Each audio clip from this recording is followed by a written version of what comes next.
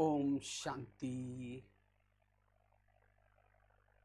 आज सांगली महाराष्ट्र के भाई बहने सामने हैं और आज का बहुत सुंदर विषय है अंतिम परीक्षाओं में पास होने का पुरुषार्थ, अशरीरी स्थिति, विधेय स्थिति, निराकारी स्थिति। अंतिम समय की परीक्षाओं में पास होने का पुरुषार्थ, अशरीरी स्थिति, विधेय स्थिति, निराकारी स्थिति।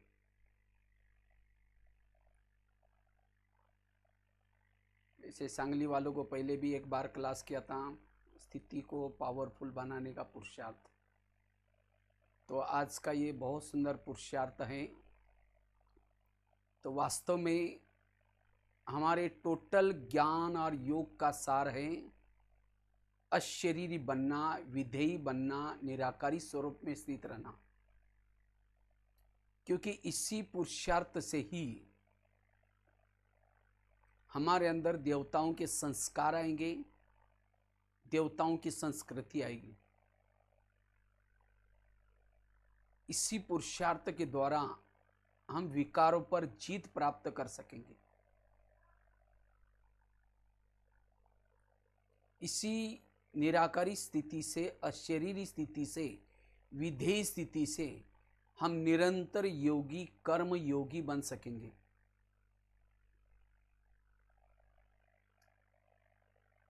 जितना इस निराकारी स्थिति में रहते हैं, विधेय स्थिति में रहते हैं, हमारे जीवन की समस्याओं का समाधान हो सकेगा।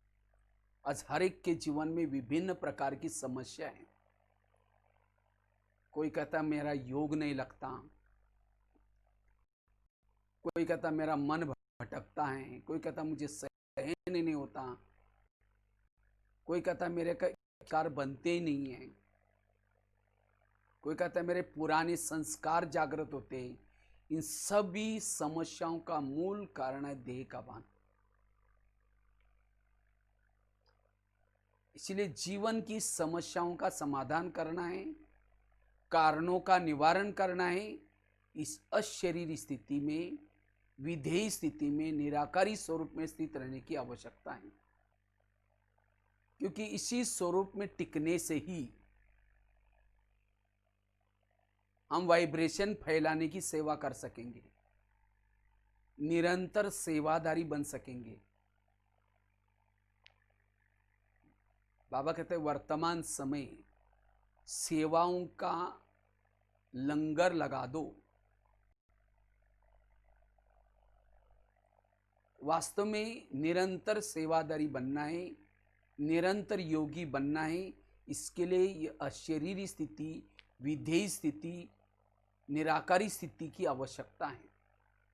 इसी स्थिति से ही हमारे सेवा पीछे पीछे आएंगे। हमें सेवा के पीछे जाने की जरूरत नहीं है। जितना इस निराकारी स्थिति में रहते हैं, अशरीरी विधेयी स्थिति में रहते हैं, वाइब्रेशन पावरफुल बनाने की सेवा कर सकेंगे। आजकल बाबा कहते हैं बाकी सेवाएं अंत में ठप हो जाएगी। वाणी सेवा ठप हो जाएगी, स्थूल सेवाएं, प्रदर्शनी की सेवाएं, मेले की सेवाएं ठप हो जाएगी। लेकिन अंत की जो सेवा रहेगी वो सेवा रहेगी वायुमंडल को शुद्ध बनाने की सेवा।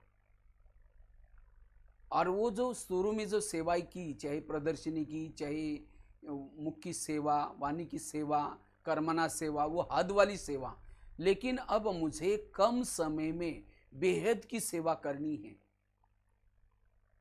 बेहद की सेवा का साधन है अशरीरी स्थिति में रहना, निराकारी स्वरूप में टिकना, विधेयी स्वरूप में टिकना। जितना इस स्वरूप में हम टिके रहेंगे, वाणी में बल आएगा, दृष्टि में बल आएगा। इस स्वरूप में टिकने से ही अति इंद्रिय सुख का अनुभव होगा, अति इंद्रिय सुख। और जब तक हम अति इंद्रिय सुख का अनुभव नहीं करेंगे, तब तक विकारों पर जीत प्राप्त नहीं कर पाएंगे, तब तक संपन्न नहीं बन पाएंगे। आत्मा की जन्म जन्मांतर की प्यास नहीं बुझेगी। प्यास बुझाने का आधार है अति इंद्रिय सुख, और ये सुख इस निराकारी स्थिति में रहने से, विधेय स्थिति में रहने से, अशरीरी स्थिति में रहने से मिलता है। और जिन्होंने ये सुख प्राप्त किया वो तृप्त बन जाएगा, भरपूर बन जाएगा, उसके दिल से गीत निकलेगा, पाना था सब पा लिया, मुझे कुछ नहीं चाहिए।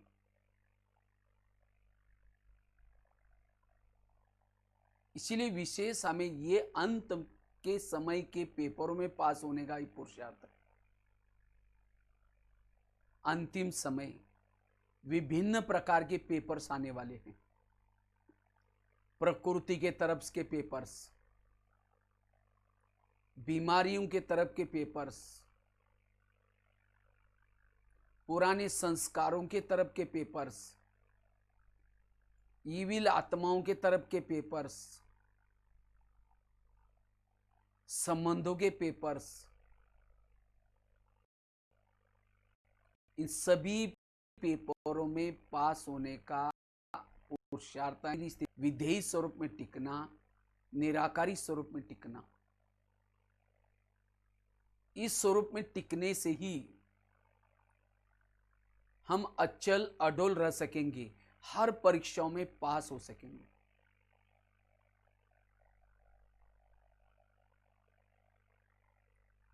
इसलिए बाबा हर मुरली में कहते हैं, बच्चे आत्मा समझो, अशरीरी स्थिति का अभ्यास करो।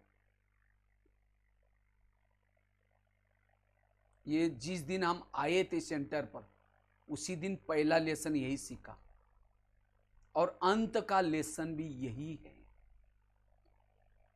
इससे हम नष्ट मोहा स्मृति लब्धा बन सकेंगे, कर्मातीत कर्मेंद्रिय चित बन सकेंगे।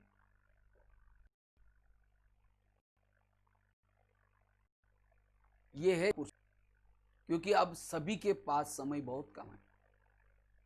कम समय में अगर हमें विजयी बनना है, मायाजीत बनना है, कमी कमजोरियों को निकालना है, इसकी धुन लगानी है। कृष्ण अर्जुन को कहता है, अर्जुन अब तुम सूर्य बनो, सूर्य। तो हमें भी वो सूर्य वाली स्थिति, ज्वाला स्वरूप स्थिति बनानी, इसी से हम मायाजीत बन सकेंगे। जितना इस निराकारी विधेयी स्वरूप में टिके रहते हैं, उतना रात को सोए योग लगा रहेगा, रास्ते में चल रहे योग लगा रहेगा, कर्म कर रहे योग लगा रहेगा, देखते हुए भी हमारी न देखने की अवस्था बनी रहेगी।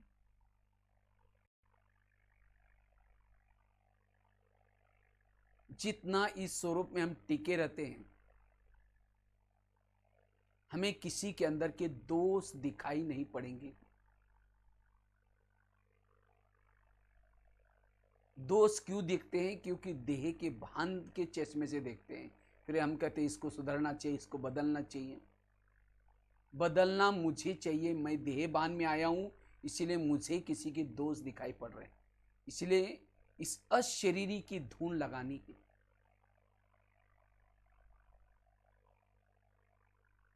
जितना इस स्वरूप में टिके रहेंगे,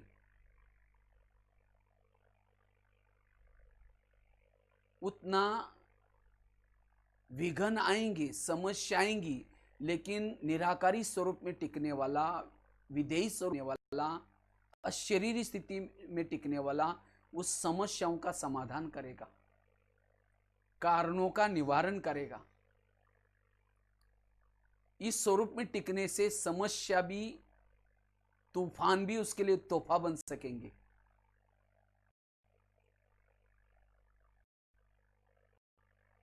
इसलिए बाबा कहते बच्चे ये अभ्यास करो।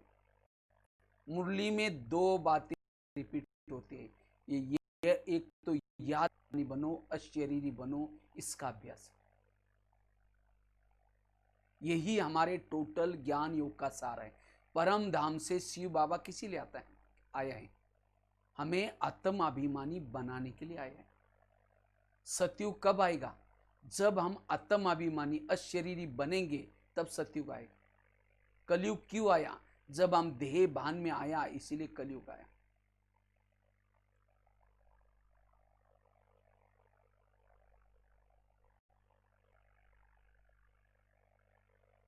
वास्तव में देह भान में रहना ये है हद, और अशरीरी विधेयी निराकारी स्वरूप में टिकना ये है बेहद में रहना। बाबा ने कुछ दिन पहले एक लाइन, बहुत सुंदर लाइन कही थी। बाबा कहते हैं, बच्चे, जो निराकारी अशरीरी आत्मिक स्वरूप में, वो है ईश्वरीय संप्रदाय के।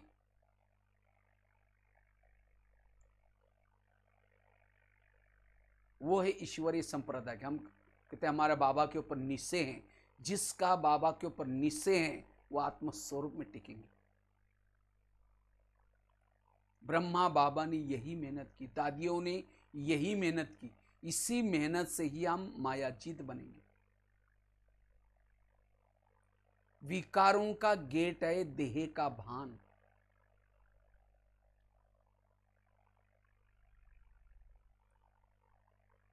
आज कई कहते हैं हम बहुत दिनों से ज्ञान में चलते हैं, लेकिन मेरे संस्कार नहीं बदले अभी तक।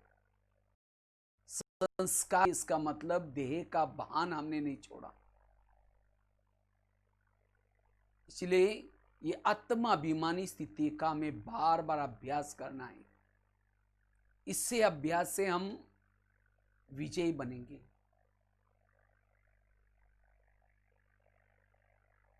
जितना इस स्वरूप में हम टिके रहते हैं,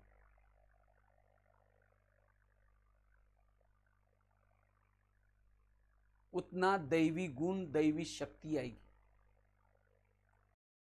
कई कहते मुझे सहन नहीं, वास्तव में सहन करने का पुरुषार्थ नहीं है।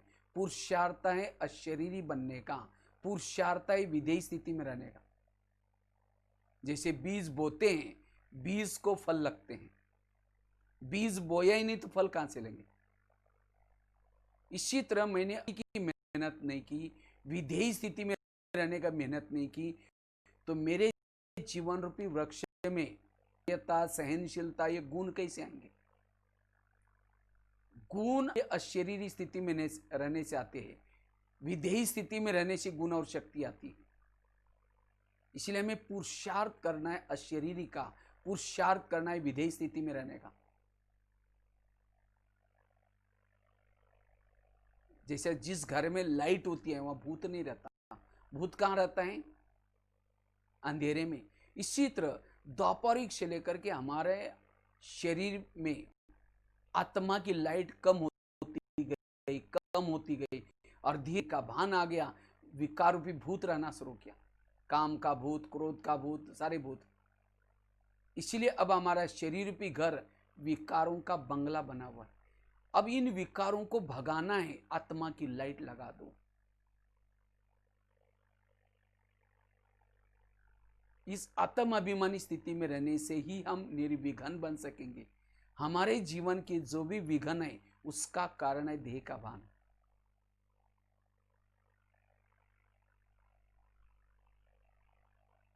इसलिए अभी जो हमें टाइम मिला है, अभी भी हम जोर लगा करके पुरुषार्थ करेंगे। इसी पुरुषार्थ से हमारे अंदर छोटी मोटी कमियां रही हैं, उस कमियों पर हम जीत प्राप्त कर सकेंगे। इतना दिन हम और बातों की मेहनत करने में लगे रहे, लेकिन अगर ये मेहनत नहीं किया, बाकी सारी मेहनत हमारी वेस्ट जाएगी।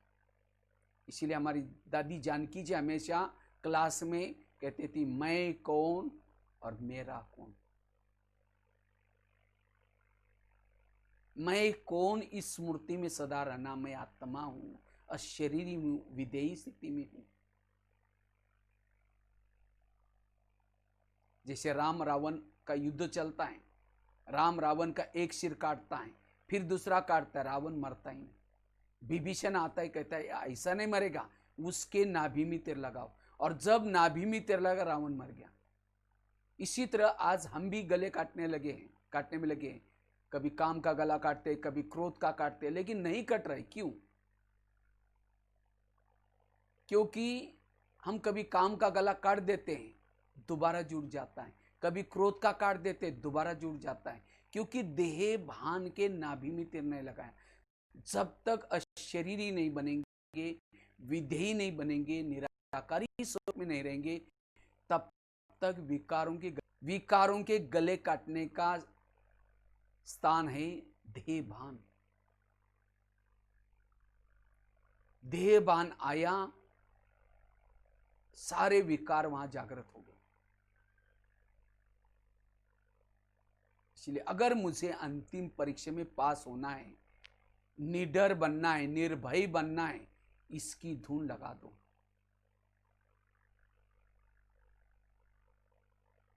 इससे हम एवरेडी बन जाएंगे, निर्भय बन जाएंगे, निर्विकारी बन जाएंगे, संपन्न बन सकेंगे।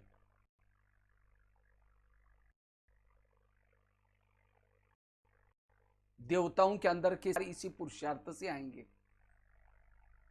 ये हमारा पुरुषार्थ।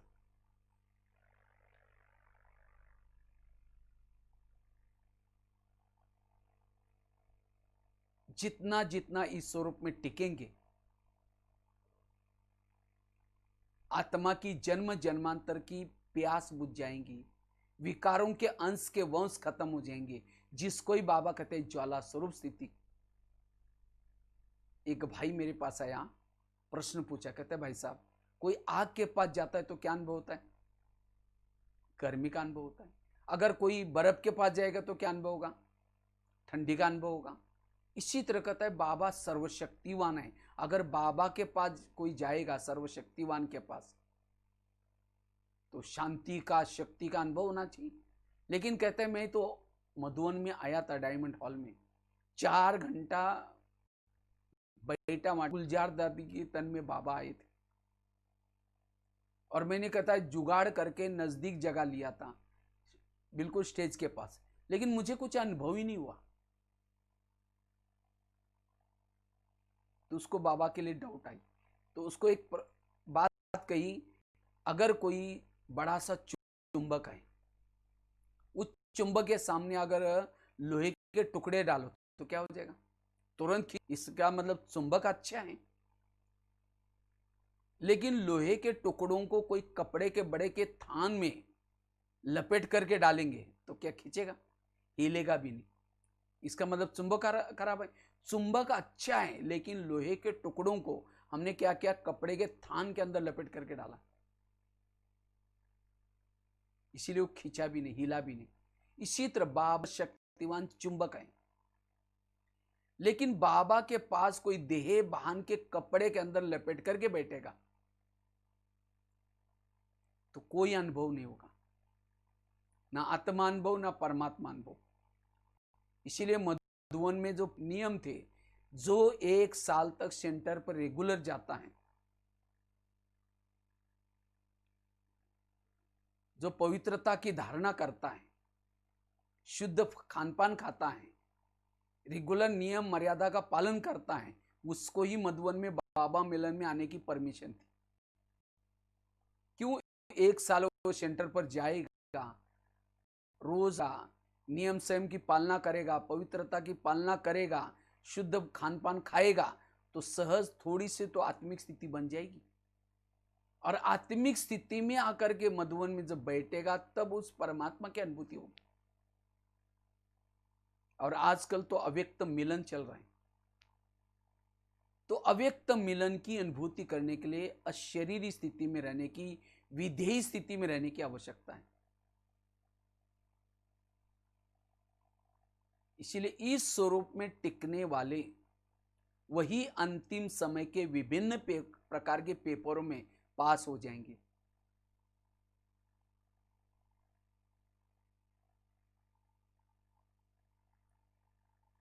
अगर समय डर करके, घबरा करके शरीर छोड़ेंगे, सतयुग में नहीं आ पाएंगे। क्योंकि सतयुग में देवी देवता के बच्चे कोई रोते नहीं है। आजकल कोई बच्चा जन्म लेता है, खूब रोता है, घबराता है, क्यों? उसका जो शरीर छोड़ा है पिछले जन्म में, वो डर, कोई एक्सीडेंट से डर करके, घबरा करके शरीर छोड़ा है। इसीलिए बाबा कहते हैं बच्चे ये आत्मा का पाठ पक्का करो।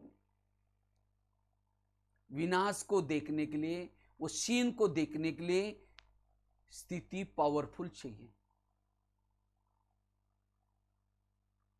और वो स्थिति बनाने की हमें मेहनत करनी है। इसीलिए बाबा ने पिछले कई दिनों से अलग अलग प्रकार के ड्रिल्स बताए हैं। ड्रिल का अभ्यास करो,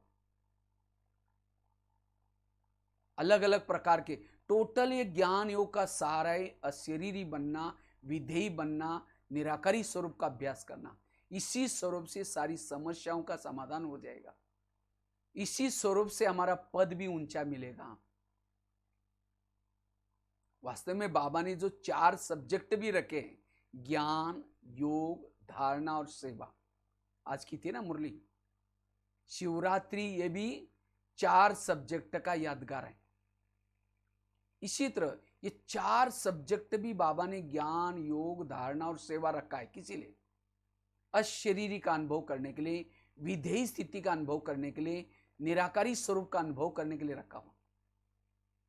आज कई कहते हैं हम तो बिल्कुल जब से मैं ज्ञान में आया तब से कभी भी मुरली मिस नहीं किया। अगर मेरे पास मुरली के ज्ञान के अथाह पॉइंट है तो कौन सा स्वरूप रहना चाहिए? पॉइंट स्वरूप रहना चाहिए। जिसके पास ज्ञान के अथाह पॉइंट है वो पॉइंट स्वरूप में रहेगा। अगर मेरी निराकारी स्थिति नहीं है, ज्ञान केवल शून्य तक है, धारणा में नहीं है, जो सारा दिन ज्ञान सुन करके उसको अप्लाई करता है, वैसे चलता है, वो पॉइंट स्वरूप बन जाता है। आज कई कहते मैं तो बिल्कुल योग घंटों घंटों तो योग करता हूं। मैंने काफी ब्राह्मण बनने करके खूब योग किया है। अगर मैं योग करता हूं तो मेरी स्थिति क्या चाहिए? निराकारी अशरीरी स्थिति चाहिए। अगर वो नहीं रहती, इसका मतलब मेरा योग केवल बैठने तक है, लेकिन मेरी मन बुद्धि कहीं और भटक रहे, वो परम पिता बाबा के पास नहीं जा रहे, कहीं और जा रहे। अगर सचमुच मेरी मन बुद्धि बाबा में लगी रहेगी तो मेरी आत्मा की बैटरी चार्ज हो जाएगी। सारा दिन भ्रुकुटी में वो निराकारी अशरीरी विधेय स्थिति बनी रहेगी। आज कई कहते हैं मैं जब से ज्ञान में आया हूं मेरी सारी धारणाएं पक्की हैं। चाहे खान पान की धारणा है, चाहे पवित्रता की धारणा है, सारी धारणाएं मेरी पक्की है। अगर मेरी धारणाएं पक्की हैं तो मेरा स्वरूप क्या बनना चाहिए? अशरीरी विधेयी स्वरूप बनना चाहिए। अगर वो स्वरूप नहीं है, इसका मतलब मेरी धारणा केवल दिखावटी है, असली धारणा नहीं है। धारणा का सार भी है अशरीरी बनना, विधेयी बनना। आज कई कहते मैंने जब से आया ज्ञान में खूब सेवाएं की है। मैं अगर बहुत सारी सेवाएं की, तन से, मन से, धन से, सेवाओं भी बनना, विधेयी स्वरूप में टिकना। अगर सेवा करने के बाद फिर भी मेरा स्वरूप यह नहीं है, मतलब मेरी सेवा केवल दिखावटी है। ये 4 सब्जेक्ट का सार भी अशरीरी विधेयी स्थिति।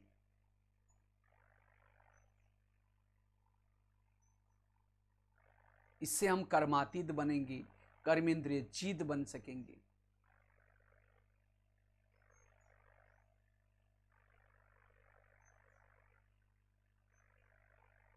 इसलिए अभी भी हमारे पास समय है। इस स्वरूप में टिकने वाला कभी नहीं कहेगा मुझे पुरुषार्थ के लिए टाइम ही नहीं मिलता, उसका हर पल हो रहा है। वो एवरेडी स्थिति में है, कभी भी जाने के लिए तैयार है। हमारे 2 लक्ष्य हैं, एक है संगम का लक्ष्य, दूसरा है सत्युग का लक्ष्य। संगम का लक्ष्य है अशरीरी बनना, विधेयी बनना, बिंदु स्वरूप बीजरूप बनना। यह है संगम का लक्ष्य। सत्युग का लक्ष्य है देवता बनना, उच्च पद प्राप्त करना। लेकिन जो संगम के लक्ष्य तक पहुंचेगा, अशरीरी बनेगा, विधेयी बनेगा, बिंदु स्वरूप बीजरूप बनेगा, वही सत्युग के लक्ष्य तक पहुंचेगा। संगम की लक्ष्य की परछाई है सत्युग का लक्ष्य। कई तो बैठ करके सोचते अब सतयुग कब आएगा, अब कितने साल बाकी है, कृष्ण कब जन्म लेगा, फिर कितना साल में स्वयंवर होगा, ये कई बातें ऐसे ही करते रहते। आपको समझो कोई कॉलेज का बच्चा है, वो किताब सामने लिया है और किताब सामने लेकर के सोच रहा है अब मैं कॉलेज की परीक्षा दूंगा, फिर पास हो जाऊंगा, फिर नौकरी करूंगा, फिर विदेश घूमने के लिए जाऊंगा, फिर इस कंपनी की गाड़ी लूंगा, फिर ये करूंगा। वो सोच ही रहा है, पढ़ाई नहीं कर रहा है, और पढ़ाई में फेल हो गया, सारे स्वप्न उसके खत्म। इसी तरह मैं अशरीरी नहीं बन रहा हूँ, विधेयी नहीं बन रहा हूँ, और मैं सोच रहा हूँ मैं सतयुग में जाऊंगा, कृष्ण कब आएगा, ये सब फालतू टाइम है, वेस्ट टाइम। इसीलिए मुझे अशरीरी बनना है, मुझे विधेयी बनना है। बाबा सबका प्यारा क्यों है? क्योंकि बाबा निराकारी स्वरूप में टिक रहता है। इसी तरह मुझे भी सबके प्यारे बनना है, तो मुझे इस अशरीरी स्थिति की धून लगानी है, विधेयी स्थिति में रहना है। इसी स्वरूप से हमारे अंदर सारे गुण और शक्ति आएगी।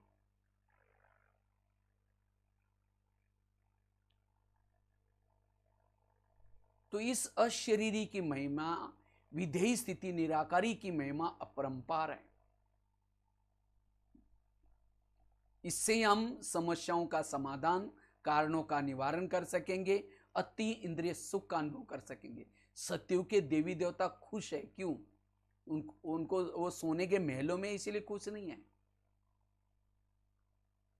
उनकी वो नेचुरल अशरीरी विधेयी स्थिति है, और इसीलिए उस शरीर में व्योस फैल रहे हैं, अतीन्द्रिय सुख मिल रहे हैं, क्योंकि संगम युग में यह अभ्यास किया था, तो वो स्थिति नेचुरल उनकी बनी है, इसीलिए खुश है। इसी तरह मुझे भी संगम युग में खुश रहना है, सदा खुश रहना है। बाबा कहते हैं आगे चल करके लोग तनाव में रहेंगे, टेंशन में रहेंगे, चारों तरफ समस्याओं की, ऐसे समय पर बाबा के बच्चों के चेहरे ही मुजिम बनेंगे। लेकिन किसके चेहरे?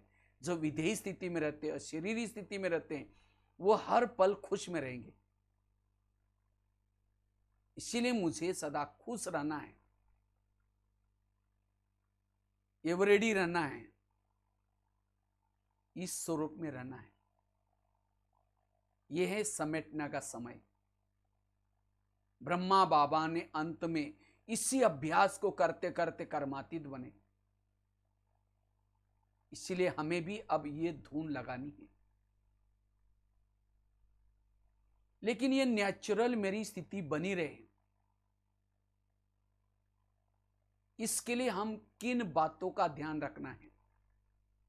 अंतिम समय के पेपरों में पास होने के लिए, वर्तमान समय संगम युग में संस्कारों को परिवर्तन करने के लिए,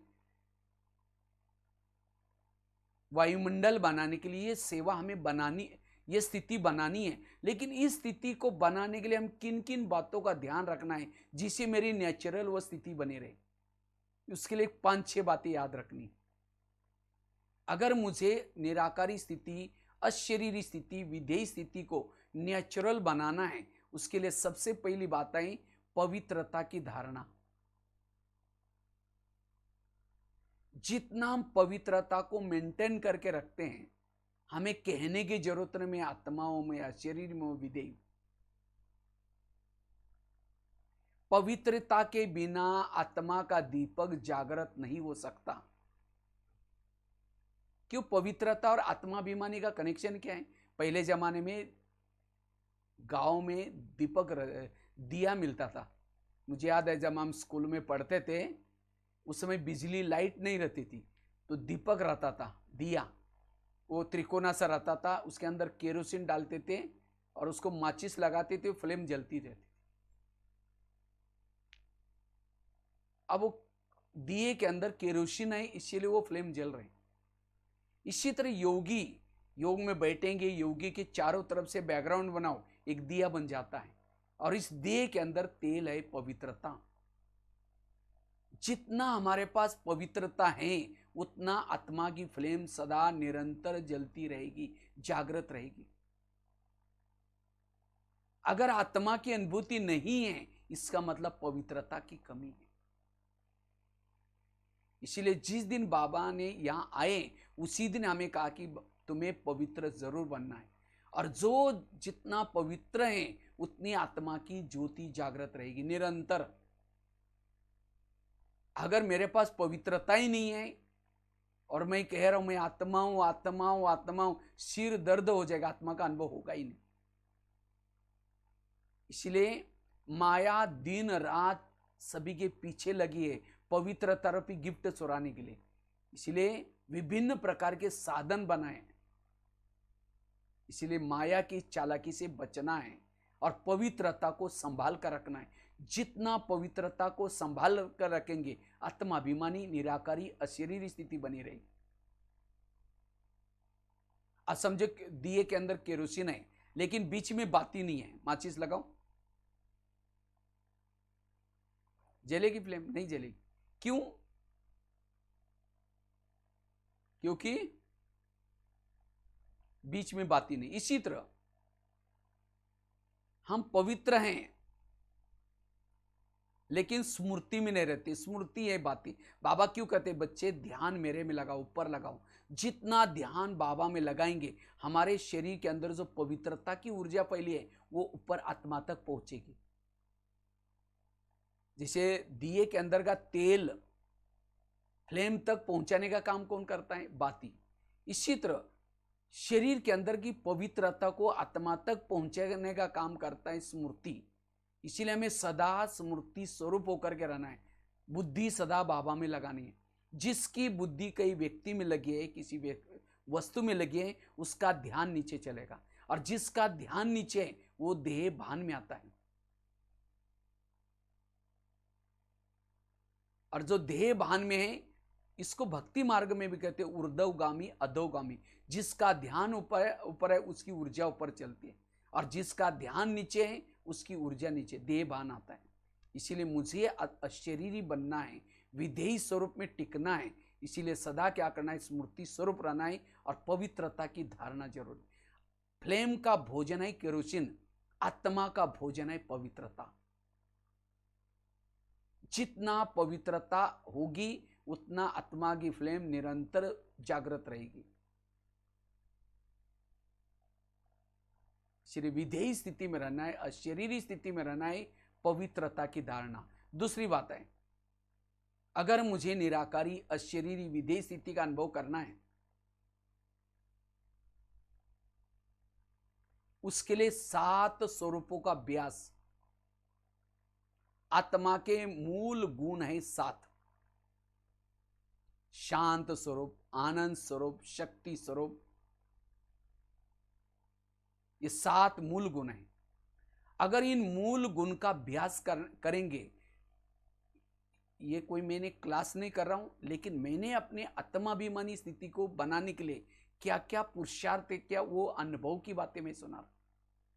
मैं जब शुरू में ज्ञान में आया था तो 7 दिन के लिए 7 गुणों को फिक्स किया। सोमवार के दिन आनंद शांत स्वरूप, मंगलवार के दिन आनंद स्वरूप, बुधवार के दिन शक्ति स्वरूप। और ये 7 गुणों का अभ्यास करने से आत्माभिमानी बनना इजी हो गया। ये 7 गुणों की कमी, यही हमारा देह भान है। जैसे जनवरी महीना आता है, हम साइलेंस में रहते हैं। जितना साइलेंस में रहते हैं आत्मा की अनुभूति होती है। तो एक गुण को भी आप स्वरूप में लाओ, इस 7 गुणों में से आप अशरीरी का विधेयी स्थिति का अनुभव कर पाएंगे। शांत स्वरूप, आनंद स्वरूप, शक्ति स्वरूप, ये 7 गुणों। इसीलिए बाबा कहते हैं सतो प्रधान बनो। ये 7 गुणों में आत्मा को प्रधान बनना है, वही आत्माभिमानी स्थिति है। ये 7 गुणों में बाकी सारे गुण आएंगे।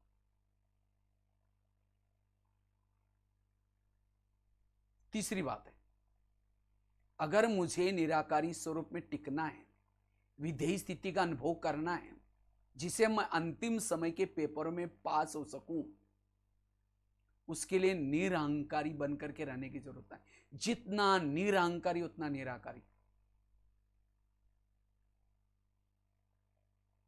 निरहंकारी सो निराकारी। ब्रह्मा बाबा ने अंतिम समय 3 शब्द बोल के गए थे, बच्चे निराकारी बनो, निर्विकारी बनो, निरहंकारी बनो।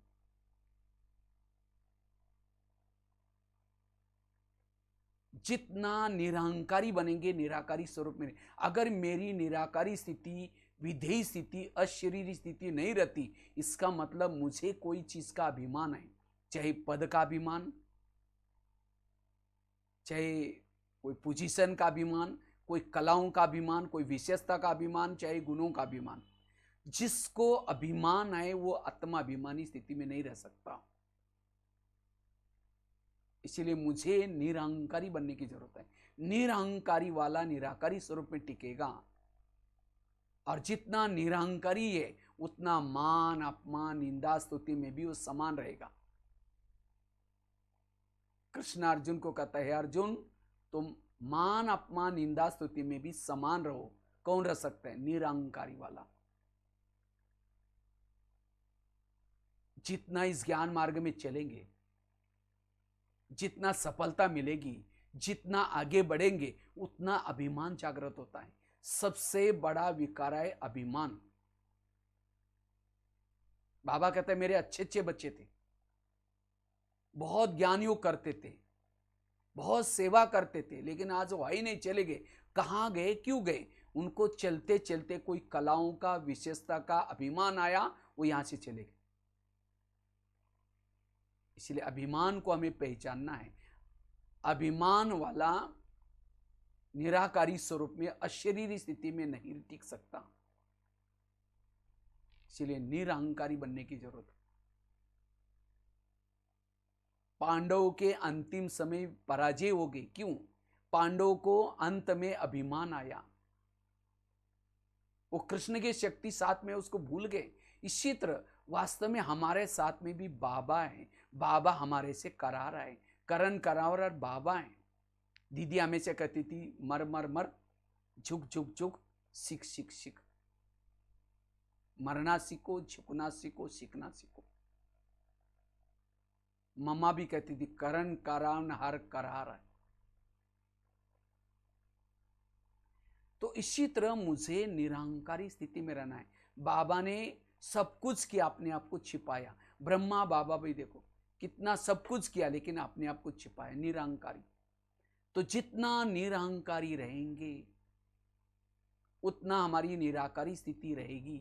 अगर मेरी निराकारी स्थिति नहीं रहती, मुझे कोई चीज का अभिमान है। इसलिए निरहंकारी बनना निराकारी स्थिति के लिए जरूरत है। चौथी चीज है, अगर मुझे अंतिम समय के पेपरों में पास होना है,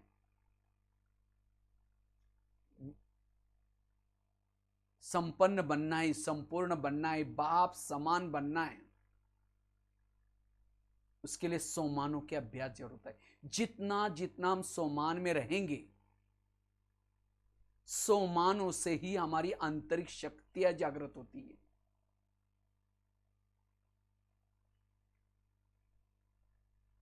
सोमानों से ही हमारी आत्मिक स्थिति बनती है। इसलिए सोमानों के अभ्यास, और हर बीमारी के सोमान, जैसे हर बीमारी की दवाई अलग अलग होती है, इसी तरह हर विकारों के सोमान अलग अलग है। अगर मेरे अंदर काम विकार का संस्कार है, उसके सोमान अलग है। क्रोध का संस्कार है, उसके सोमान अलग है। जैसे कोई भी बीमारी होती है तो हम डिस्पेंसरी में जाते हैं, उसी प्रकार की दवाई लेती है। इसी तरह हमें भी अलग अलग सोमानों के द्वारा क्या करना है, उस संस्कारों का परिवर्तन करना है और आत्मानुभूति करनी है। जितना सोमानों में रहेंगे, आंतरिक शक्तियां जागृत होगी, उतना हम आत्मानुभूति कर सकेंगे।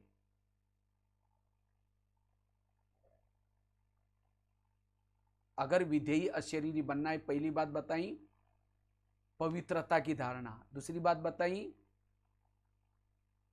7 स्वरूपों का अभ्यास, तीसरी बात बताई निरहंकारी बनना, चौथी बात बताई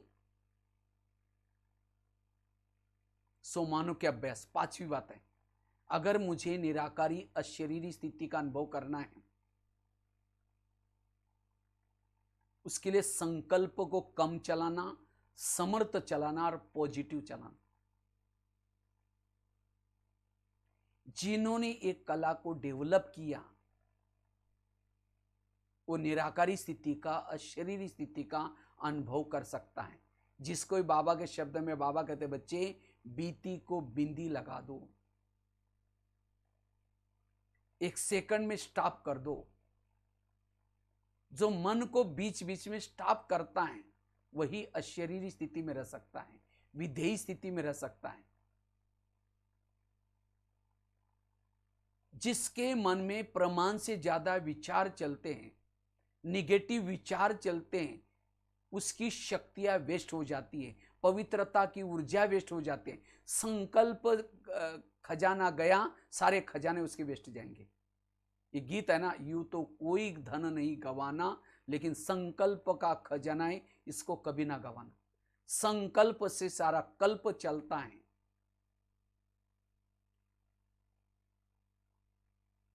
इसलिए अगर मुझे अशरीरी बनना है, विधेयी बनना है, no question, no correction, no quotation, no opposition, मन चुप। और जिसका मन हर परिस्थिति में चुप रहता है वो निराकारी अशरीरी स्थिति में अनुभव कर सकता है। वास्तव में टोटल ये जो हमें ज्ञान मिला हुआ है, ड्रामा का ज्ञान, कर्मों का ज्ञान, जो वाचा, ये सारा ज्ञान का सारा है मन को चुप रखना। इतना सारा ज्ञान मिलने के बाद फिर भी मेरे मन में क्वेश्चंस आते, ये क्यों हो रहा है, मेरे साथ क्यों हो रहा है, ऐसा कैसा हो रहा है। जितने क्वेश्चंस आ रहे हैं इसका मतलब ज्ञान को समझाइए। आकाश के चंद्रमा को पानी में देखना ही पानी स्थिर चाहिए। परम धाम के परमात्मा को मन में देखना ही मेरा मन स्थिर चाहिए।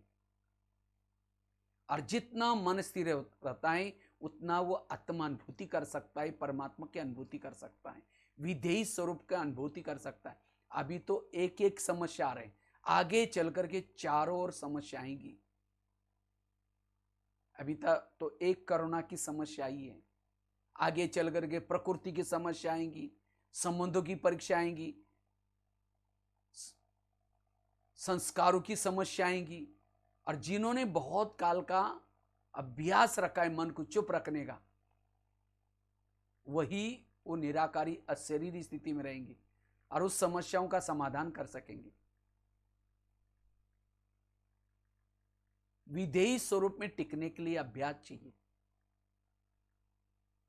समस्याओं का समाधान, कारणों का निवारण।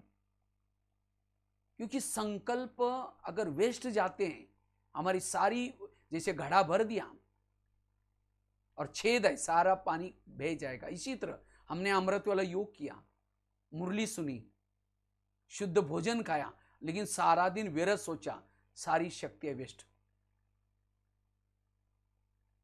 इसीलिए मुझे अगर अशरीरी का अनुभव करना है, विधेयी स्वरूप का अनुभव करना है, मन को चुप रखना है। और जिसका मन चुप रहता है उसके पास सहन शक्ति आती है। सहन करना शुरू में कड़वा है, इसके परिणाम अच्छे हैं। सहना यही हमारे लिए गहना है। सहन शक्ति बड़ी बहन है, बाकी शक्तियां उसकी छोटी बहन है। जब सहन शक्ति आएगी तो बाकी उसकी 7 बहनें भी आएगी। 7 बहनें आएंगी, दैवी गुण शक्तियां,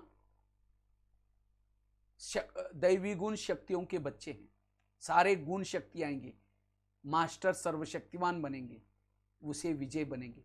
इसीलिए मुझे कुछ भी हो जाए चुप रहना है। जो चुप रहता है वो निराकारी स्वरूप में रहता है, वो अंतर्मुखी रह सकता है। इसीलिए संकल्प न चलाना। जिसको भी बाबा कहते बच्चे साक्षी होकर के रहो। जो व्यर्थों से बच जाता है, समस्या के समय प्रभु चिंतन करता, आत्मचिंतन करता, उसका जिम्मेवार बाबा है। मेरा काम है प्रभु का चिंतन करना, और प्रभु का काम है बच्चों के जीवन में, भक्तों के जीवन में जो समस्या है उसका समाधान करना। लेकिन हम क्या करते, प्रभु का काम करते, मेरा क्या होगा, मेरा कैसा होगा, मेरा क्या। बाबा कहेगा अच्छा ये मेरा काम कर रहा है, मैं बीच में क्यों जाऊं। तो मुझे प्रभु का काम नहीं करना है, मुझे जो प्रभु ने मुझे जो काम करना है दिया है उसका उनका गुणगान करने का, वो गुणगान काम करने का, गुणगान करना है। इसलिए व्यर्थों से बच जाना, क्योंकि इससे हमारा अगर संकल्प वेस्ट गए, समय भी वेस्ट गया, शक्तियां भी वेस्ट गई, वायुमंडल भी खराब हो गया, विकर्म बन जाएंगे। इसलिए मन को चुप रखना, और जिन्होंने मन को चुप रखने की कला सीखी वो अशरीरी बन जाएंगे, विधेय स्थिति में स्थित रहेंगे। इसीलिए वर्तमान समय माया तो अलग अलग प्रकार के विघन ला रहे हैं। जैसे अभी कोरोना की समस्या आई है, सबके जीवन में आई है। कई कहीं के मेरा दुकान का क्या होगा, मेरे बच्चों का पढ़ाई का क्या होगा, कहीं कहीं के खेती का क्या होगा, क्या होगा। सोचने से ठीक नहीं होगा, और ये हमारे संकल्प वैसे आकाश में थूकेंगे, थूका तो अपने ऊपर ही आएगा। इसीलिए ऐसे समय पर मन को चुप रखना, ये है समझदारी। हाँ, पहले तो 2-3 सब्जी खाते थे, अभी समस्या आई, महंगाई बढ़ गई, कुछ हो गया, एडजस्ट करके चलना, दाल रोटी खाना, थोड़ा सा कम ये करके एडजस्ट करके चलना। इसीलिए संकल्पों को वेस्ट नहीं करना है, और जिन्होंने संकल्पों को बचाया वो अशरीरी बनेंगे। और रिटर्न जर्नी है, सभी को अपने अपने हिसाब चुक्त करने हैं। संबंधों की तरफ से भी समस्या आएंगी, कई तो हलचल में आ जाते हैं, मैं इसके रास्ते में कभी जाता नहीं, मैंने इसका कुछ बिगाड़ा नहीं, फिर भी ये मेरे साथ ऐसा क्यों कर रहा है, इसने मेरे साथ ऐसा क्यों किया। खुद सोचेंगे, औरों के बाद जाएंगे, उसका परिचिंतन करेंगे, वायुमंडल और खराब हो गया। उसके लिए नफरत आएगी, घृणा आएगी, वैर होगा, विरोध होगा, संगम का अमूल्य समय चला जाएगा। इसलिए मेरी रिटर्न जर्नी हो सकता है इस जन्म में मैं इसके रास्ते में गया नहीं होगा, लेकिन कभी तो गया था, मेरा हिसाब इसके साथ का चुकता हो रहा है। और जब तक हिसाब चुकता नहीं करेंगे, वापिस कोई भी ऊपर नहीं जा सकता। और बाबा ने पावन बनने के लिए, हिसाब चुकता करने के लिए 3 तरीके रखे। ये एक है बाबा को याद करके, योग करके हिसाब चुकता करना, और जो योग करके विनाश से पूर्व अपने हिसाब चुकता करेगा, वो सतयुग में जाएगा, जीवन मुक्ति में ऊंच पद प्राप्त करेगा। और जिन्होंने योग नहीं किया, हिसाब तो है, तो उसको सहन करना पड़ेगा। वो कोई तंग करेगा, परेशान करेगा, प्रकृति की समस्या आएंगी, लोगों की तरफ से आएंगी, उसको सहन करना पड़ेगा। लेकिन सहन करने से वो भी जीवन मुक्ति में जाएगा, लेकिन पद कम हो जाएगा। और जिन्होंने सहन करके भी नहीं चुकता किया, योग करके भी नहीं चुकता किया, विनाश काल के विभिन्न प्रकार की आपदाएं आएगी, उसमें हिसाब चुकता करना पड़ेगा, और उसे पावन बनेगा। लेकिन उसको मुक्ति मिलेगी, फिर सतयुग त्रेता में नहीं जा सकता वो। तो कौन सा अच्छा है, योग करके अच्छा है, या फिर थोड़ा बहुत सहन करके भी करना है। इसीलिए मुझे अपने मन को डिस्टर्ब नहीं करना है, मन को स्थिर रखने की कला सीखना है। और जिन्होंने मन को स्थिर रखा वो निराकारी स्वरूप में स्थित रह सकते हैं, विधेय स्वरूप में स्थित रह सकते हैं। इसीलिए संकल्प को बचाना, निगेटिव को पॉजिटिव में लाना, जो हुआ अच्छा हुआ। बच्चे ने ग्लास गिराई, इतना गुस्सा करेंगे, तेरे को अक्ल नहीं, तुम कमा के लाओ तो पता चलेगा। ग्लास था 10 रुपए का, गुस्सा करेंगे, हार्ट में प्रॉब्लम आएगा, 10 लाख रुपए का ऑपरेशन करना पड़ेगा। इसीलिए बच्चों ने ग्लास गिराया, कोई बात नहीं बेटा, दूसरा ले लेंगे, कोई बात नहीं, मन को चुप रखो। इसलिए मन को चुप रखने की कला सीखने। जिसके मन में प्रमाण से ज्यादा विचार चलते हैं वो देह भान में आता है।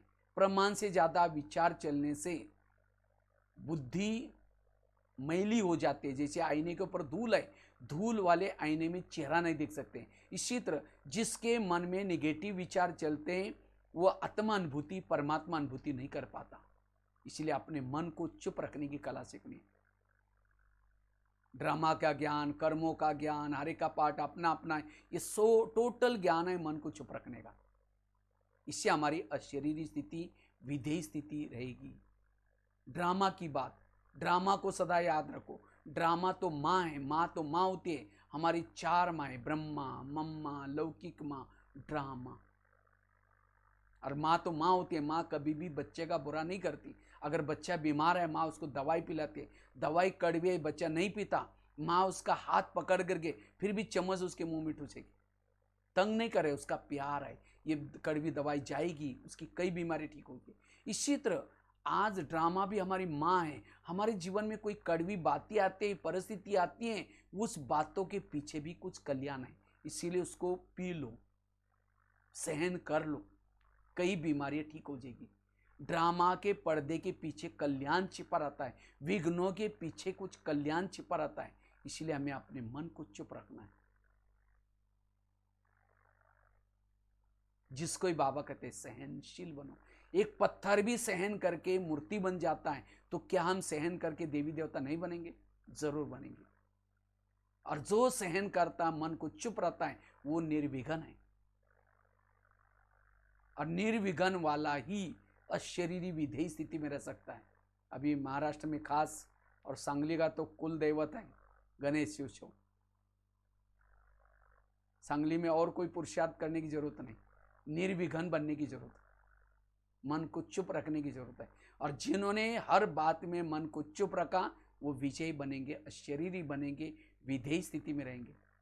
सहन शक्ति की बहुत जरूरत है, लेकिन सहन वही कर सकता है जो ड्रामा को पक्का करता है। इसीलिए वाह ड्रामा वाह, वाह बाबा वाह, वाह वाह की स्थिति में रहो। इसीलिए मन को चुप रखना। तो कितनी बातें बताई, टॉपिक चल रहे हैं अंतिम समय के पेपरों में पास होने वाली स्थिति का पुरुषार्थ, अशरीरी स्थिति, विधेय स्थिति, निराकारी स्थिति। इस स्थिति की अनुभूति करने के लिए पहली बात बताई पवित्रता की धारणा जरूरी है। दूसरी बात बताई 7 स्वरूपों का अभ्यास। तीसरी बात बताई निरहंकारी बनकर के रहना। चौथी बात बताई सोमानों के अभ्यास। पांचवी बात बताई संकल्पों को कम चलाना, हर परिस्थिति में मन को चुप रखना। 5 बात। छठी बात है अगर मुझे निराकारी अशरीरी विधेय स्थिति की अनुभूति करनी है, इसके लिए योग तपस्या, सिवाय योग से हमारी निराकारी स्थिति, अशरीरी स्थिति, विधेय स्थिति नहीं बन सकती। जैसे बैटरी डाउन हो जाती है तो बैटरी को चार्ज किया जाता है, इसी तरह हमें भी अपनी आत्मा रूपी बैटरी को रोज क्या करना है, चार्ज करना है। और वो कैसा चार्ज होगा? योग बल के द्वारा, योग के द्वारा। लेकिन वो योग कैसा चाहिए? यथार्थ योग चाहिए। ऐसे नहीं कि घंटे गिनने वाला योग कर रहे हैं। योग में तो बैठे हैं, मन एक तरफ है, बुद्धि एक तरफ है। हमारा मन और बुद्धि बाबा में जाना जरूरत है। तो मन क्या है, बुद्धि क्या है, उसको, और खास तो बुद्धि का, जितना बुद्धि बाबा को देखती रहती है उतना मन भी बाबा के पास जाएगा। और जिसकी मन बुद्धि बाबा के तरफ है, वो ऑटोमेटिकली उसकी बैटरी चार्ज हो जाती है। निराकारी स्थिति बनाने के लिए बुद्धि के ऊपर एक बाबा के सिवाय किसी का भी प्रभाव ना हो। जैसे अभी कल परसों बाबा की बात कही थी, कोई छोटा बच्चा होता है, अगर बच्चों को किसी के पास भी देते, बच्चा कहीं जाता नहीं है मम्मी पापा के सिवाय। इसी तरह आज हमें भी बाबा मिला है। जैसे कोई छोटा बच्चे को मम्मी पापा से बिछुड़ गया है, उसको कुछ भी खिलाओ, वो खाएगा, फिर कहेगा नहीं मुझे पापा जी से मिलाओ, मुझे मम्मी जी से मिलाओ। इसी तरह आज हम दोपहर से लेकर के बाबा से बिछुड़ गए थे, कितने जगह पर गए, लेकिन हम फिर भी हमारा रोना नहीं रुका, क्योंकि अब हमें हमारा मम्मी पापा बाबा मिल गया। अब हमें बाबा को ही देखना है, बुद्धि को एक बाबा के ऊपर भी प्रभावित रखना है। और जब तक बुद्धि के ऊपर बाबा का प्रभाव नहीं है, तब तक निरंतर योगी नहीं बनेंगे। इसलिए बुद्धि को बार बार बाबा की तरफ लगाना। बुद्धि ज्ञान की भाषा नहीं जानती, बुद्धि चित्र की भाषा जानती है। चित्र, बुद्धि के सामने परमधाम, अब घर जाना है, अब मुझे घर जाना है। जैसे दादी का ये महीना चल रहा है, अगस्त महीना, दादी ने धून लगाई मुझे कर्मातीत बनना है, मुझे कर्मातीत बनना है। दीदी ने मंत्र पका के अब घर जाना है। तो इसी तरह अब मुझे भी क्या करना है, मुझे भी अब घर जाना है, बस समेटना है। मेरे बुद्धि के ऊपर कोई भी बातों का प्रभाव ना हो। और तब जब बुद्धि अगर ऊपर लगी रहेगी, मन भी ऊपर लगा रहेगा, इससे हमारी बैटरी निरंतर चार्ज होती रहेगी, आत्मिक स्थिति बनी रहेगी। तो बुद्धि क्या चीज है, जैसे मैंने आपको एक छोटा सा एग्जांपल आपको देता हूं। इसी समय आप लोग बैठे हैं सांगली में, सांगली जिले के विभिन्न शहरों में, गांवों में बैठे हैं। लेकिन मैंने अभी आपको कहा कि इसी समय आप माउंट आबू के ओम शांति भवन के सामने खड़े हैं। ओम शांति भवन, बैकग्राउंड में पहाड़ी है, दो साइड पर दो योगी के गुंबज बने हैं, बीच में घड़ी है, और ओम शांति भवन के गेट के बीच में खड़े हैं आप। पूरा ग्रुप है आपका सांगली का, और ओम शांति भवन देखने के लिए अंदर जा रहे, सीढ़ी चढ़ करके। वरांडे में एक बहुत सुंदर सोरख का मॉडल रखा हुआ, उसको देख रहे। उसको देख करके जैसे अंदर गए, ओम शांति भवन में सामने एक सोरख का चारों युगों का एक सीढ़ी बनी है, उस घड़ी जैसे बनाए, उसको देख रहे आप। वो देख करके आप नीचे पांडवन के गेट के अंदर आए, और पांडवन गेट से शांति स्तंभ पर पहुंचे। शांति स्तंभ, वहां लिखा हुआ है पवित्र स्तंभ, ज्ञान स्तंभ, शक्ति स्तंभ। वहां एकदम सन्नाटा, साइलेंस की पावर है। आप 2 मिनट अनुभव कर रहे वहां।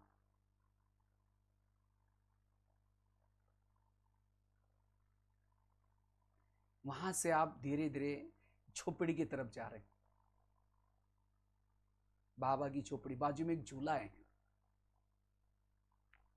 जैसे झोपड़ी के अंदर प्रवेश किया, बाबा पत्र लिखते थे बच्चों को, गदीले पर बैठ करके। वहां बाबा की सुंदर वाइब्रेशन है, आप उसको अनुभव कर रहे हैं।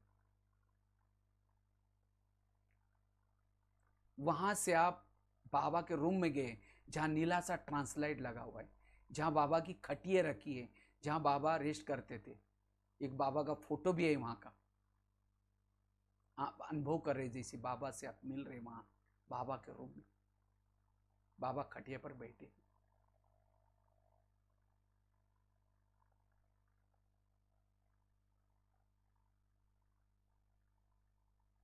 वहां से आप पीस पार्क में गए। पीस पार्क, जहां ओम का बना हुआ है, जो सीमेंट का, वहां से आप गुरु शिखर की तरफ देख रहे।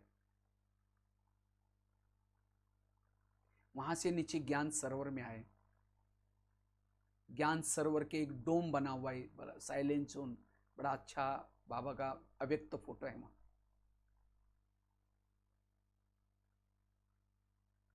वहां से नीचे डायमंड हॉल में आए, जहां बाप दादा का अवतरण होता है। उस समय के उस वायुमंडल का आप अनुभव कर रहे हैं।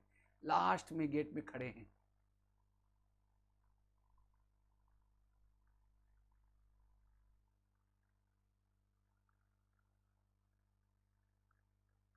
वहां से तपस्या धाम गार्डन में गए। तपस्या धाम गार्डन में, और पीछे मुड़कर देखा, एक पहाड़ी पर ओम शांति लिखा हुआ, सफेद अक्षर से लिखा।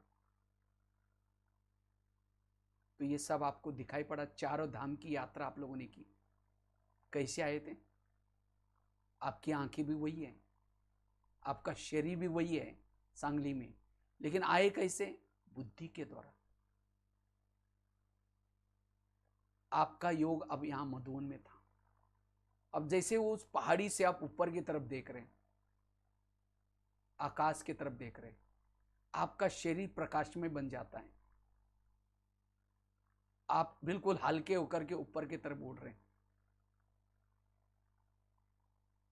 फरिश्ते बन करके बादलों से भी पार जा रहे हैं।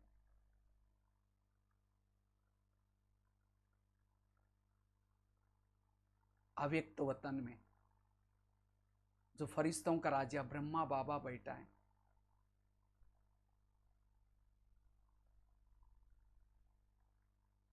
जैसे आप जाते हैं, बाबा खड़े होकर के आपका बाहें फैला करके स्वागत करते। दूर से बाबा की वो लाइट माइट आती जा रही। जैसे बाबा के पास सामने जाते बाबा आपको गले मिलते हैं।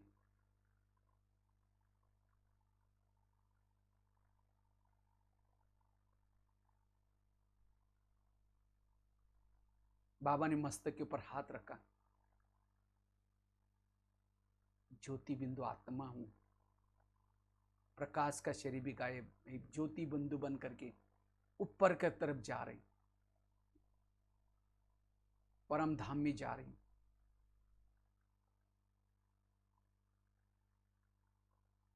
जहां सर्वशक्तिवान मूल वतन में शिव बाबा रहता है, सर्वशक्तिवान के पास जाते ही जैसे लाइट माइट की अनुभूति कर रहे हैं, प्रभु मिलन कर रहे हैं।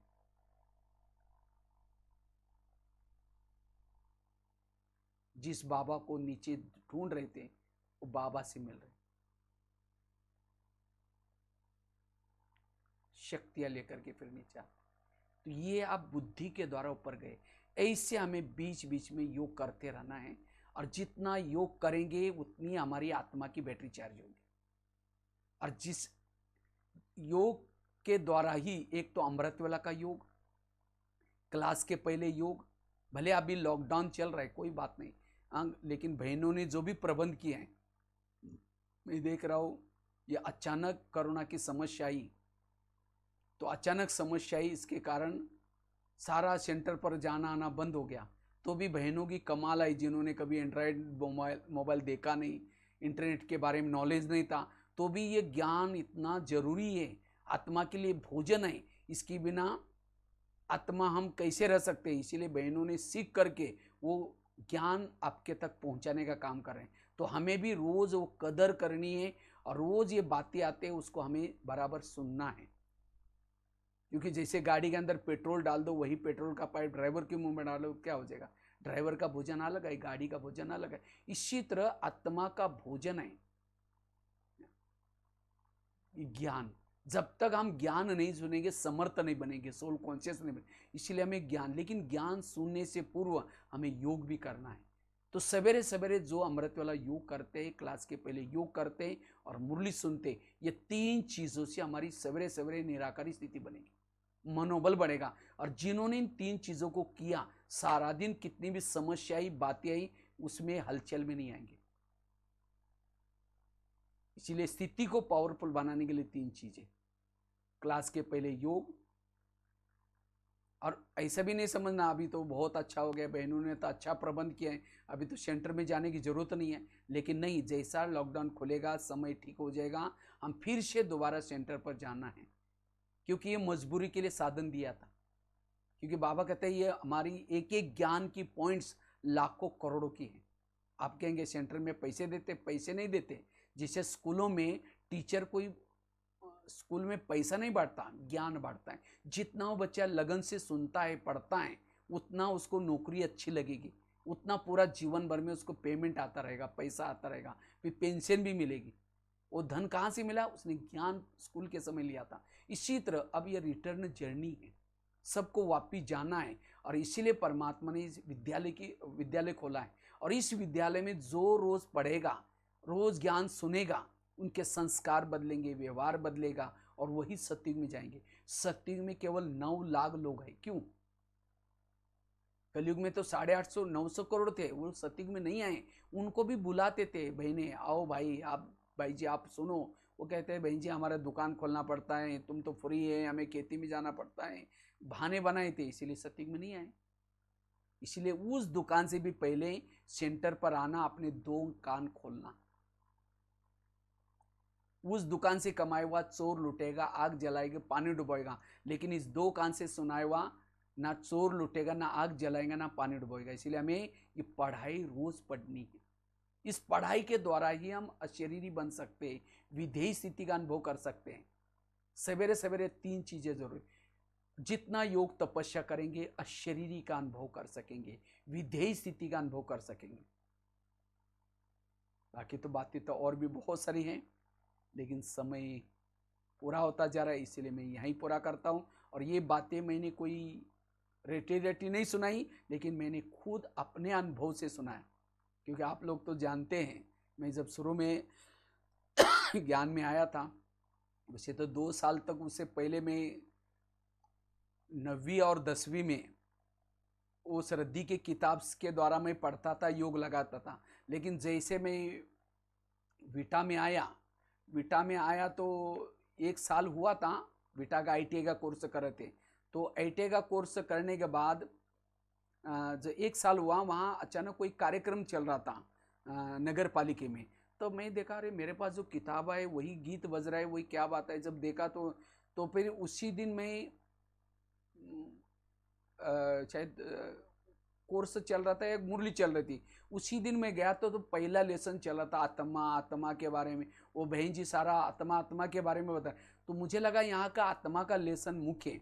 तो उसी समय शायद कोई मेला या कुछ लगा था, तो मैं बाहर गया, तो उसी दिन मैंने अपने हाथ पर शायद लिख करके रखा हुआ, मैं आत्मा हूँ।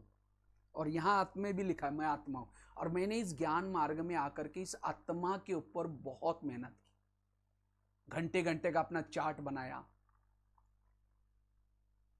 ग्राफिक चार्ट बनाया, हर घंटे में चेकिंग करता था। मेरे तो शुरू शुरू में सब लोग बोलते थे कि क्या ये घुमसुम रहता है, बुद्धू बुद्धू बन करके रहता है। लेकिन मैंने ये आत्मा के अनुभव करने से आज मेरे अंदर जो भी कुछ कलाएं आई, विशेषता आई, मैं 2 शब्द नहीं बोल सकता था, लेकिन ये आत्मा अनुभूति के द्वारा आज यहाँ तक पहुंचा। कहाँ? मधुबन में महारथी तक पहुंचे।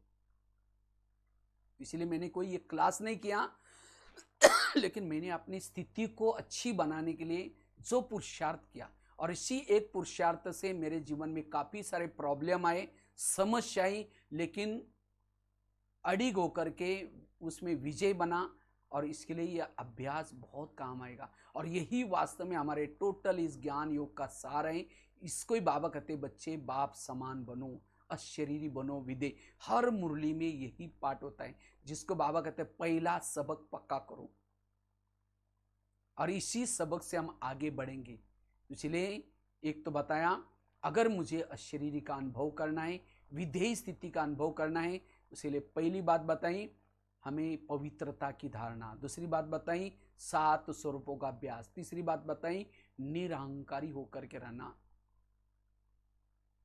निरहंकारी होकर के, निरहंकारी स्थिति बहुत जरूरी है। आज हमारे जीवन में भी जैसे बताया कि मेरे पास कोई कला थी नहीं, कोई विशेषता थी नहीं, लेकिन मेरे पास अभी जैसे कलाएं आई, विशेषता आई, वो तो वास्तव में बाबा की देन है। मेरे पास तो कुछ ही नहीं थी कला, लेकिन मुझ आत्मा का भाग्य बनाने के लिए बाबा ने कला दी। लेकिन ये कला देने के बाद बाबा ने भले हीरो बनाया, लेकिन हीरो बनाने के बाद फिर भी जीरो स्थिति में रहता हूँ। मैंने एक अपने जीवन के लिए एक कहानी याद रखी, एक कहानी लास्ट में शेयर करते पूरा करता हूँ।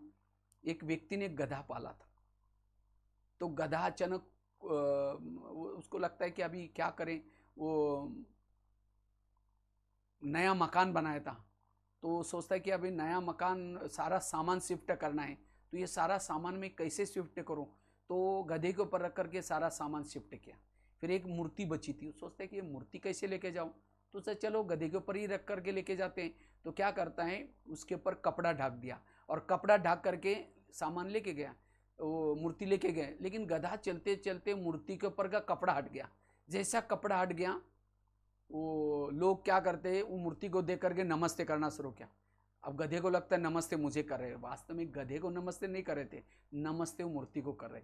इसी तरह वास्तव में हम क्या हैं, हम कई बार जब सेंटर पर जाते, पूरा भारत के कोने कोने में सेंटर में चक्कर लगाया होगा, और कभी बार जब जाते वहाँ की बहनें 8-10 दिन जब सेवा करते हैं, कई बार बहुत अच्छा लास्ट में सम्मान का कार्यक्रम रखते हैं, ताज पहनाते हैं, कई श्रृंगार करते हैं, कई कल्चरल प्रोग्राम रखते हैं, और कई यज्ञ के लिए बहुत सारा भंडारी भी देते हैं। तो कभी मैं ये नहीं समझता कि ये भंडारी कोई, मैंने इतना अच्छा लेक्चर किया, मेरा भाषण सुन करके। हम तो मधुबन निवासी है, मधुबन निवासी का बैच पहना हुआ है समर्पित का, मधुबन से आए, ये बाबा का सम्मान है, न कि मेरा। मैं तो क्या था पहले, जब शुरू में आए थे, जब मैं गीता भाषा में आता था, फटा हुआ कुर्ता था, ऐसा पकड़ करके लास्ट में बैठता था। तो ये मैं तो सोचता, बाबा ने मेरे पर इतना उपकार किया, कहाँ मेरा गांव था, कहाँ रद्दी की किताब से मुझे अपना परिचय दे दिया, और इतना अच्छा नाम भी रखा, और कहाँ बाबा ने यहाँ तक पहुँचाया। इसलिए अभी भी हम इतनी यात्रा करता हूँ पूरा भारत के कोने कोने में। लेकिन कभी भी एसी में नहीं जाता हूँ, कोई फ्लाइट में नहीं जाता हूँ, सिंपल स्लीपर में जा कर के सेवा करता हूँ, क्योंकि ये सब बाबा करवा रहे हैं। इतना सेवाओं का चांस दिया भारत में जाने का, ये निरहंकारी। और जितना हम इस स्थिति में रहते हैं उतना आत्मिक स्थिति बनाना बहुत इजी होता है। इसीलिए मैंने कोई ये क्लास नहीं कराया, लेकिन मैंने अपने जीवन में आत्मानुभूति करने के लिए क्या क्या पुरुषार्थ किया, उस पुरुषार्थ की बातें मैंने आपको बताई। और ये इसी पुरुषार्थ से हम निर्विघ्न रहेंगे, अचल अडोल रहेंगे, सहनशील बन करके भी रहेंगे। एक पत्थर के समान, संगम युग में पत्थर बनना बहुत अच्छा है। पत्थर क्या होता है? सहन करता है। और उस पत्थर की मूर्ति बनती है जो सहन करता है। जो सहन नहीं करता उसकी मूर्ति नहीं बनता। और लेकिन ये सहन शक्ति तब आएगी जब हमारी आत्मिक स्थिति हो। हमने कितना योग किया, कितना ज्ञान किया, कितना ज्ञान को समझा, कितना ड्रामा को समझा, ये हमारी सहन शक्ति बताएगी। लेकिन सहन शक्ति कब आएगी? जब आत्मिक स्थिति है। इसलिए आत्मिक स्थिति वर्तमान समय, चाहे प्रकृति की तरफ से समस्या आएंगी उसमें पास होने के लिए, चाहे संस्कारों की तरफ से आने वाली समस्या उसके लिए, चाहे संबंधों की तरफ से, हर प्रकार की समस्याओं में अगर पास होना है, ये हमें ये धून लगाना है। अभी हमें जो टाइम मिला हुआ है, चाहे योग का टाइम, तपस्या का टाइम, ये निराकारी अशरीरी स्थिति के लिए। तो इसीलिए इस स्थिति को हमें बनाना है। यही टोटल ज्ञान और योग का सार है। इसलिए हमें यही धुन लगाना है। और जितनी जिसकी ये आत्मिक स्थिति और शरीरी स्थिति है, उतना उसको बाबा याद आएगा, सदा उसको घर याद आएगा, परम धाम जाना ये याद आएगा, अंत समय साक्षी होकर के रहेंगे। इसलिए इस स्थिति का हमें पुरुषार्थ करना है। और इस स्थिति में रहने वाला ही बाप का प्रिय बनेगा। बाप का प्रिय, शिव बाबा का प्रिय बनेगा। और जो बाबा का प्रिय है वही सबका प्रिय बनेगा। इसीलिए बाबा कहते हैं 3 तकत, एक है भ्रुकुटी तकत, फिर बाबा का दिल तकत, और उसको ही भविष्य का राज तकत मिल सकता है। जो भ्रुकुटी आसन पर नहीं बैठता उसको बाबा का तकत कैसा मिलेगा, उसको भविष्य का तकत कैसा मिलेगा। इसीलिए हमें अशरीरी स्थिति में, आत्मा की स्थिति में रहना जरूरी है। तो यह है पुरुषार्थ। और इसी पुरुषार्थ से हम ऊंच पद प्राप्त कर सकेंगे। इसी पुरुषार्थ से हम विकर्मजित बन सकेंगे। इतना ही नहीं, इस स्थिति में रहने से हमारे से जो गलती से जाने अनजाने जो द्वापरिक से विकर्म बने, उस विकर्म को कम कर सकेंगे। इतना ही नहीं, नए कोई भी प्रकार के विकर्म नहीं होंगे। कब? जब हमारी आत्मिक स्थिति है। क्योंकि आत्मिक स्थिति रहने से इंद्रियां हमारे वश में रहेगी, इंद्रियां शीतल बन जाएगी। तो ये है पुरुषार्थ। और इसी पुरुषार्थ से हम आगे बढ़ सकते हैं। बाकी तो बहुत बहुत धन्यवाद जो बहनों ने हमें सेवा का मौका दिया। और खास ये पहला लेसन आप पक्का करेंगे और इसी से आप निर्विघ्न रहेंगे। यही पुरुषार्थ हैं। बाकी लास्ट में हम थोड़ा सा योग करके कार्यक्रम पूरा करेंगे। सभी अपनी जगह पर कमर सीधी करके बैठेंगे।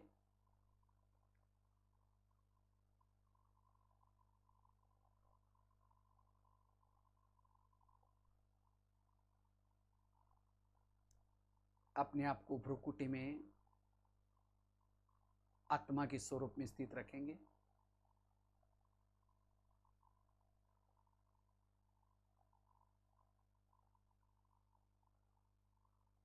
मैं ज्योति स्वरूप आत्मा भ्रुकुटी आसन पर स्थित हूं।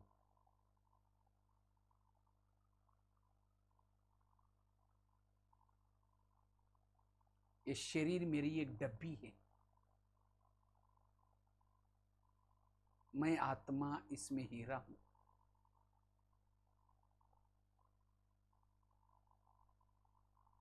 ये शरीर मेरा एक मंदिर है। मैं आत्मा चैतन्य में इसमें मूर्ति हूं।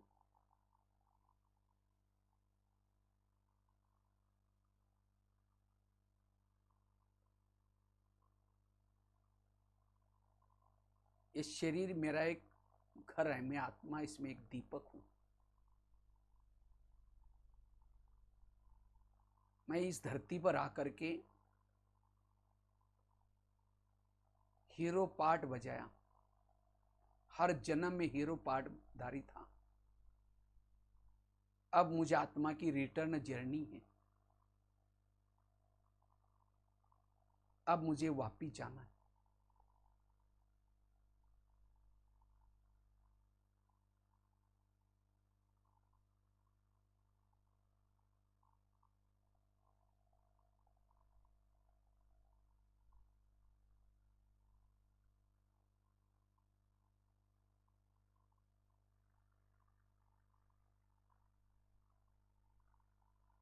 मैं आत्मा बुद्धि के द्वारा अपने अव्यक्त वतन की तरफ जा रही हूं।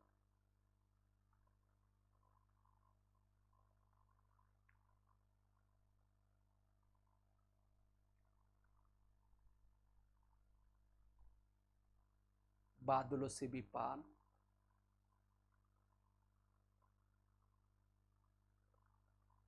चांद सूरज तारंगन से भी पार, अव्यक्त वतन, जहां फरिश्तों का राजा ब्रह्मा बाबा बैठा।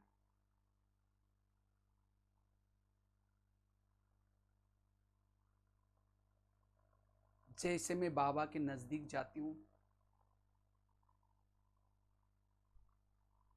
बाबा की वो लाइट माइट से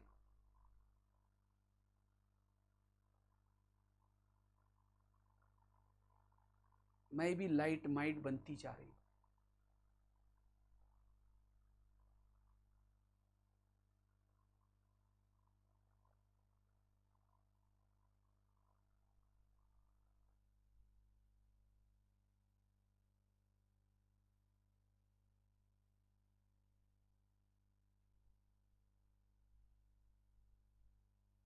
बाबा से ऊर्जा ग्रहण करके फिर मैं ऊपर की तरफ जा रही, अव्यक्त वतन से परम धाम की तरफ मूल वतन में जा रही हूं।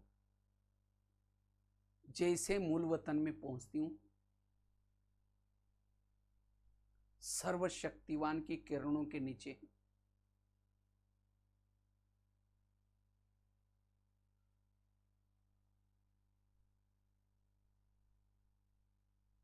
जैसे बाबा के सानिध्य में जाती हूं,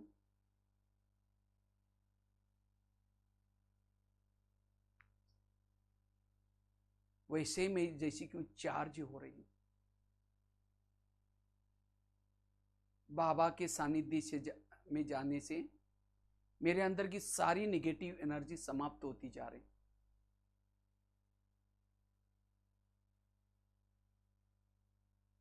मैं ऊर्जावान बनती जा रही हूं।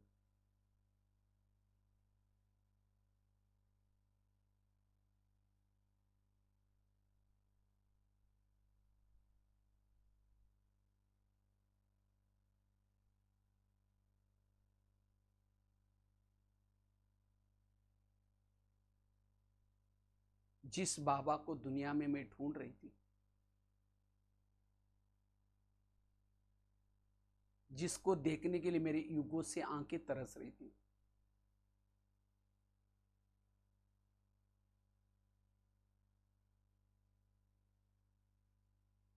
आज उस बाबा को बिल्कुल सामने से देख रही हूं।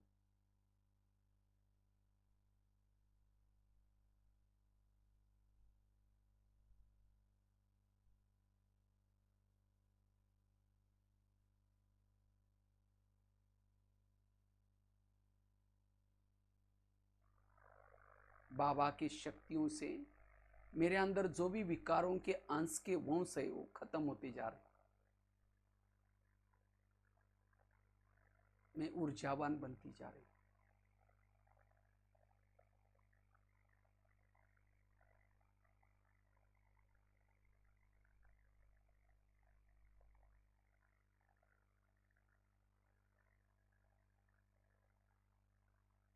बाबा शांति का सागर है।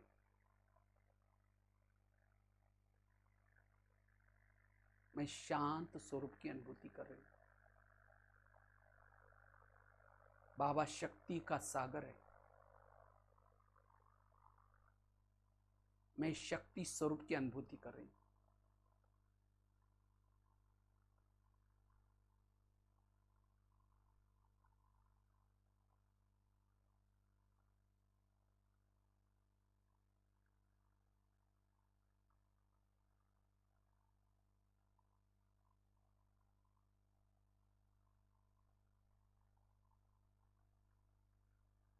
अब ये प्रभु मिलन कर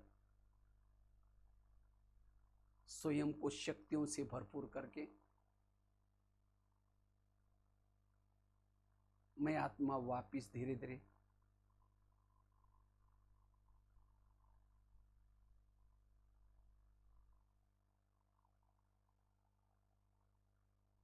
अपने स्थूल शरीर में आती हूं। अब इस ऊर्जा को मैं विश्व